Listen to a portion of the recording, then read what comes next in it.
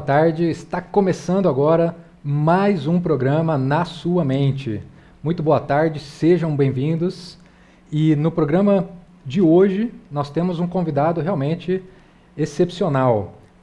Esse programa, como você já sabe, é para trazer dicas práticas, rápidas, de neurolinguística, de PNL, para que você consiga aplicar tudo isso de maneira instantânea, de maneira rápida e obter resultados. Sempre lembrando, o importante é a gente ter resultados. Hoje nós vamos falar sobre criatividade, nós vamos falar sobre processos criativos. Especificamente hoje seria para vídeos, mas vamos estar conversando um pouquinho sobre criatividade em geral. Eu acho que criatividade é importante em qualquer aspecto, né? Em todas as áreas da nossa vida. E hoje nós vamos focar um pouquinho nesse tema, voltado para a parte de vídeos, arte, ok? E o nosso convidado hoje, ele é ator, diretor, videasta e tem, assim, vários títulos para chamá-lo, mas quem vai explicar um pouquinho melhor vai ser ele mesmo. Está aqui com a gente hoje o nosso convidado, Jeff Teles. Jeff, muito obrigado por você ter vindo, tá? Boa tarde, seja bem-vindo. Boa tarde, Luciano. Boa tarde a todos. Eu que agradeço o convite de estar aqui. Muito bacana. Obrigado. Eu queria começar falando um pouquinho sobre você. Eu também tenho curiosidade de conhecer um pouco mais. Então, para quem ainda não te conhece, queria que você falasse um pouquinho de você e dos seus trabalhos, o que você está fazendo atualmente. Tá. Bom, a minha formação, eu fiz letras, sou formado em letras, e me interessou muito a área de literatura, né? Por isso, uma bagagem cultural muito grande. E depois eu fui estudar teatro. Então, fiquei 4 anos estudando teatro, trabalhando como ator e entendendo todo o mecanismo teatral, para depois eu chegar no cinema. Então, foi assim, eu fui fazendo um passeio por áreas para tentar me entender também, né? Porque gosto desse lugar de imaginar o universo como não só o que tem na minha frente, mas o que tem dos lados e atrás. Fantástico. Então você passou por várias áreas. Por várias áreas. E fantástico. E ótimo. E que nem você acabou de falar, eu queria então que a gente aprofundasse um pouquinho agora nesse, que obviamente está totalmente ligado com essas áreas, né? O processo criativo. É de extrema importância, não é? Sem dúvida. Acho que o processo criativo para o artista é o fundamental, óbvio, né? Acho que o artista o que ele mais prima é a criatividade, né? Nos dias de hoje, onde a gente tem absolutamente tudo, né? Tudo já foi feito, como você cria alguma coisa? Na verdade, você não cria, você se reinventa. Eu acho que essa é o grande lugar hoje que o artista ocupa, que o artista habita. Fantástico. Fantástico. Então vamos lá, falando de criatividade, desse processo criativo, que exemplo a gente poderia usar para a gente falar um pouquinho de como é esse processo criativo seu? A gente usa para criar uma obra, uma peça, que exemplo a gente poderia usar, que contexto a gente poderia usar para falar sobre isso? O meu processo criativo, Luciano, para entender um pouco disso, é sempre um olhar para o mundo, né? O que está acontecendo na cidade, o que está acontecendo no país, o que está acontecendo na minha vida, o que está acontecendo na rua. Sempre esse olhar. A partir desse viés é onde acho que passa por um filtro e isso acaba tendo outra codificação e transformando numa obra de arte. Um exemplo que eu te dou foi o último trabalho que eu fiz por meio do agrupamento Núcleo 2, que é o grupo que nós temos, um coletivo artístico, né, de pessoas. E nós fizemos um espetáculo chamado Galeria para Cemitérios, um espetáculo de artes integradas que envolvia dança, envolvia performance, envolvia a música, o audiovisual. Tem uma complexidade muito grande de juntar essas peças. Mas assim, o que é essa Galeria para Cemitérios, né? Na verdade, para resumir essa história, a nossa ideia era fazer um espetáculo voltado para os mortos, para discutir no mundo de hoje quem é que está vivo e quem é que está morto. Então o público entrava e era totalmente ignorado. Interessante. Então, a partir disso, a gente vai colocando questões, símbolos e tentando discutir o que está acontecendo conosco e para onde a gente está indo enquanto seres humanos nesse planeta. Poxa, fantástico. A gente tem um vídeo dessa obra do Jeff, Galeria para Cemitérios. Antes da gente colocar o vídeo, então me fala um pouquinho mais exatamente como que é essa Galeria para Cemitérios. O que o pessoal encontra? Quando o público entra, é um público reduzido, um público limitado, o espetáculo era bastante intimista, e ele encontra ali um espetáculo de 60 minutos, ele tem 60 minutos, em que existe uma certa atuação, em que as pessoas, são 2 atores, e tem um ator, ele fica absolutamente inerte numa carriola com uma ossada em cima dele, ele não se movimenta durante 2 horas. Por que 2 horas? Porque quando acaba a encenação, eu vou chamar de encenação, dentro do audiovisual, com projeção, com televisão, o público pode permanecer na sala por mais 60 minutos para desvendar aquilo lá. Então aí tem fones de ouvido, eu trabalho com um fone de ouvido binaural, que é um sistema de som que reproduz o ouvido humano. Então o público ele coloca esse fone, ele vai recebendo dicas do que ele tem que fazer ali, que vai dar pistas para ele entender o que aconteceu naquele lugar. Porque o espetáculo é futurístico, né? Então acontece 200, 300, 500 anos depois, um futuro aí onde a humanidade foi totalmente dizimada. Meu Deus do céu, é absolutamente incrível. Vamos ver esse vídeo dessa obra do Jeff, Galeria para Cemitérios.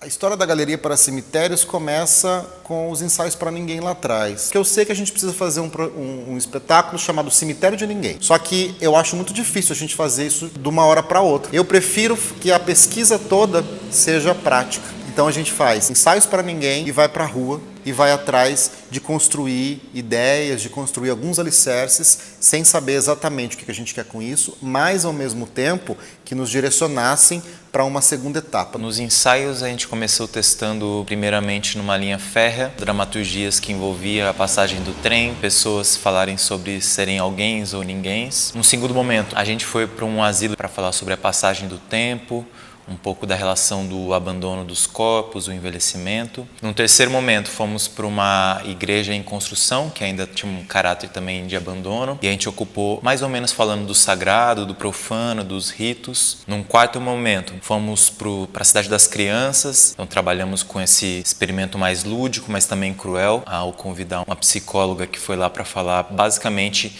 de como é o processo de abuso e como ele é retransmitido geração a geração. E por fim, fomos para uma estação rodoviária, que ela também tinha um peso muito forte como uma instalação, um lugar que ele é desocupado na cidade e que de repente haviam pessoas ali produzindo pequenas arestas de obras de arte e testando partituras corporais, se conectando com isso que é muito urbano e ao mesmo tempo natural.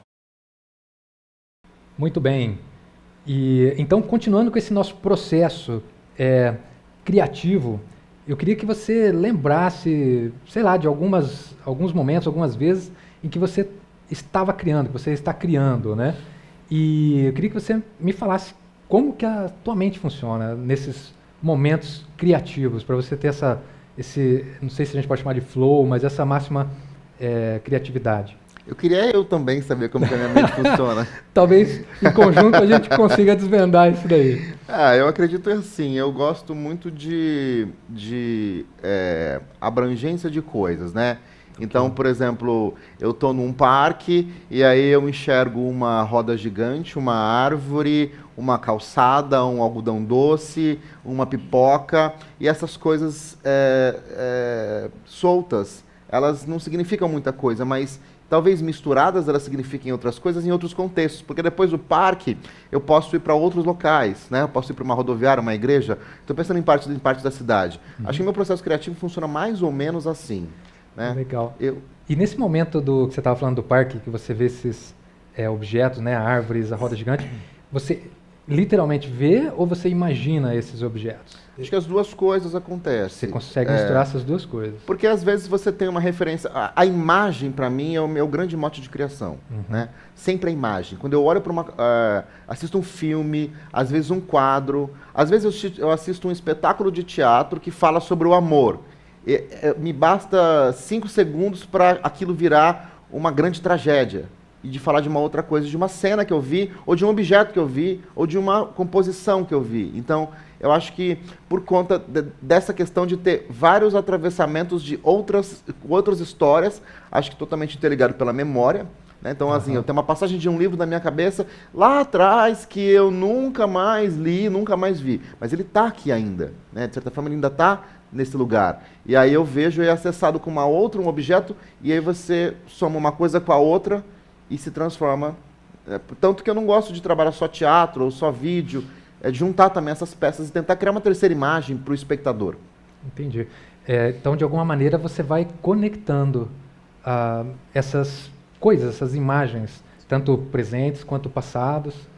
E quando você está criando, formatando uma nova obra, um novo trabalho, a gente está falando nesse processo criativo de coisas do presente que você está vendo, né, que serve de estímulo, conectando com coisas que você já tem na tua memória, né, de outros momentos, outros lugares. E aí eu queria te perguntar, no momento que você está criando o trabalho, formatando um novo trabalho, uma nova obra, você pensa no futuro de alguma maneira? Como que isso vai terminar? Como que isso vai ficar?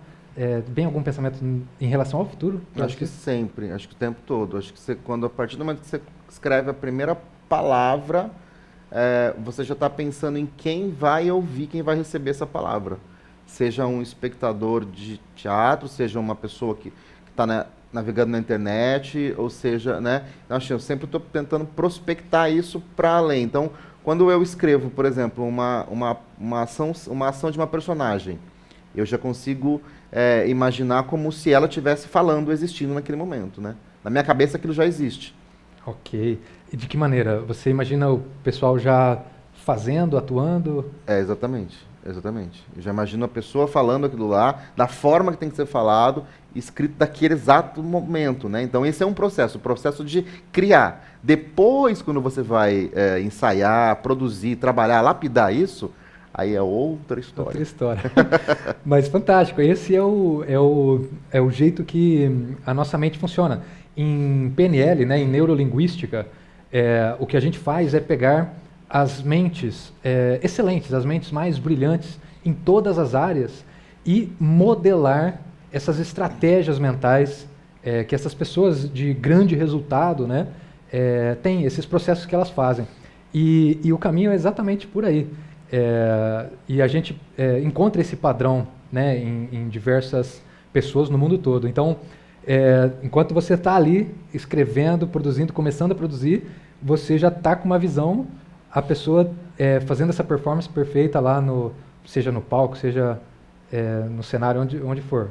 Exatamente. Às vezes, inclusive, é mais fácil você ter a visão dela inteira pronta e aí você vai começar a escrever. Ah, que legal. Isso sim já é um passo bem avançado. Você imagina a peça inteirinha pronta e aí você começa o processo de trás para frente. E é claro que quando você vai escrever, você percebe que ela não estava inteira pronta. Você tinha uma imagem não tão detalhada e não tão estruturada, né? Porque envolve uma série de elementos. Uma visão mais geral. Cara, fantástico, isso é realmente fantástico. E para você, pessoalmente, nesse momento criativo, você prefere ou precisa de alguns elementos? Por exemplo, preciso de um ambiente tranquilo, preciso de estar com ar fresco em algum lugar? Tem alguma preferência, alguma coisa ou não Tem necessariamente? essencialmente duas necessidades, talvez, assim, diria. Uma é o cinema, né? A minha criação tá ligado à imagem, mas assim, especificamente ao cinema. Ok. Eu assisto muitos filmes, geralmente filmes europeus, geralmente filmes fora de circuito, filmes de arte. Isso é uma grande composição, isso é uma grande oxigenação da mente, da memória e de tudo. E a outra é a madrugada. Madrugada. A madrugada. É onde eu tenho todo o silêncio que eu preciso. Geralmente, os projetos, as criações, não que elas surjam na madrugada, mas elas são desenvolvidas na madrugada. Poxa, muito interessante, muito legal. E eu queria te fazer uma outra pergunta agora relacionada com isso. É possível, você vive isso, de ajudar, estimular essa criatividade, esse processo criativo, essa criatividade em outras pessoas, seja a pedido das pessoas que te procuram ou seja do trabalho que você está desenvolvendo? Isso também é possível? Você também faz? No chamar de mecanismo artístico, né, no teatro, na dança, no cinema um pouco menos. Mas existe um procedimento muito comum, muito usual, que é a provocação, né? Então, a provocação é a melhor forma de você conseguir cutucar a criatividade do outro. Seja de um outro diretor, seja de um outro ator, seja de um outro artista de qualquer área. Então, assim, ele desenvolve alguma coisa, ele tem uma ideia, e você provoca ele naquela ideia, questionando essa ideia, dando uma outra ideia, falando que aquilo não está bom, falando que aquilo está ruim, trazendo outras referências para ele, sempre nesse viés de provocar, de tirar ele do lugar. Eu acho que a grande criação é quando você sai do seu lugar, né? Quando eu estou sentado no mesmo lugar, eu não estou criando nada. Né? Por mais que a mente passeie por inúmeros lugares, eu preciso de preencher com alguma coisa. Eu acho que esse lugar da provocação é onde o artista mais consegue contribuir com o outro artista. Poxa, fantástico. De alguma maneira desafiando, né? Mostrando outros limites, outras barreiras.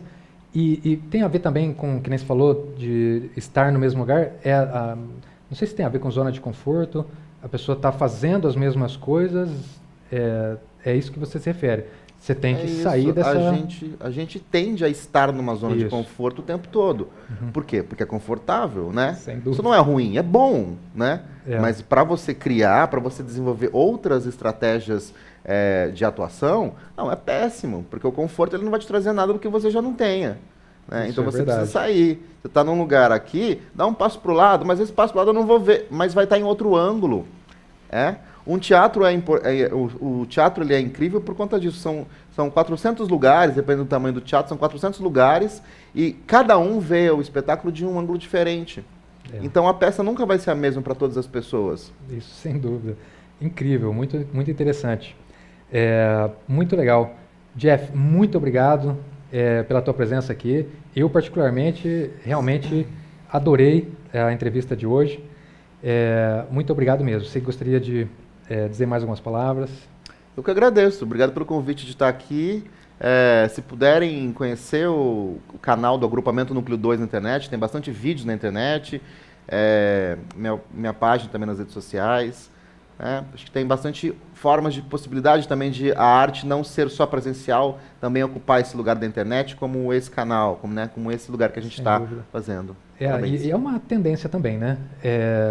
Ter cada vez mais essa parte digital, né? Para o pessoal poder acompanhar de qualquer lugar. Jeff, muito obrigado. Obrigado. Queria agradecer a toda a equipe do Arena CP e também a FX8, que está com a gente sempre. A gente vai se ver na semana que vem com mais um episódio do Na Sua Mente. Até lá!